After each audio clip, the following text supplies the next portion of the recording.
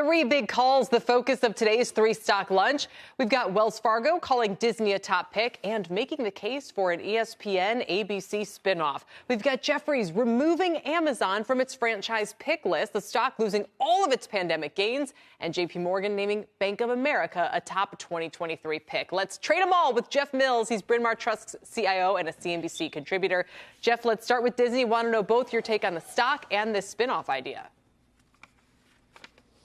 Yeah, hi, Kelly. The spinoff is something we've looked at, and I don't know really what it does long term. I don't know that it drives as a catalyst for the stock in the near term. I think that having streaming become net cash flow positive is what's going to move this stock over the next couple of quarters. The company finally starts to pay a dividend again. Iger mentioned this during the town hall he did about a month ago, and the pieces are in place for that. The ad tier service, that's higher revenue per user, the increase in subscription fees, even if that comes at the cost of slower subscriber growth, that's what the market's going to be looking for. I think we see some pull forward in the Disney Plus profitability estimates.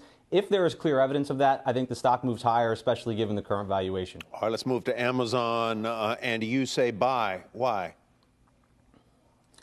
Yeah, I'd push back against this one being a sell. Profitability has been a disappointment, Tyler. But, I think more than anything, Amazon really never manages to the short term. We've learned that over the last number of years. And the key to the story is gross margin expansion, the growth in services, subscriptions. This is not Walmart post-1990s where the stock had a massive run and then it was flat. Amazon is a much more dynamic business. And the growth in these non-merchandise businesses, AWS, Prime, advertising, and the better margins associated with that, that's why you've seen close to 4% gross margin expansion since about 2019. I think in many ways it's more like an Apple story where it's transitioning from sort of the hardware to the services, that becoming a bigger piece of the pie. And again, with that price to sales back in that range from sort of the early to mid 2000s, I do think there's value there for a patient investor. Oh, that's a very compelling argument. All right, so what would you do with Bank of America at a time when banks have had a tough year, people are pretty sour on their prospects for 2023? What would you do with B of A?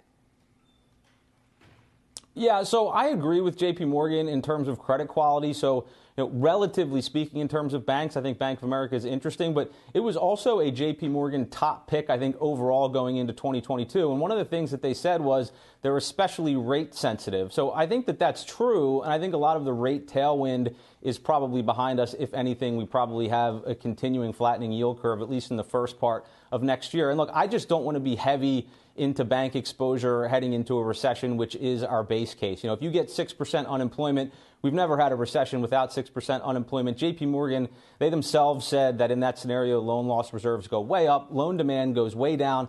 That's a headwind to earnings, even with valuations where they are. So I just don't think it's a place for good relative performance. All right, so joining the choir there, I'll say, in kind of some down feelings about the banks. Jeff, thanks for all your picks and for your time today. We appreciate it.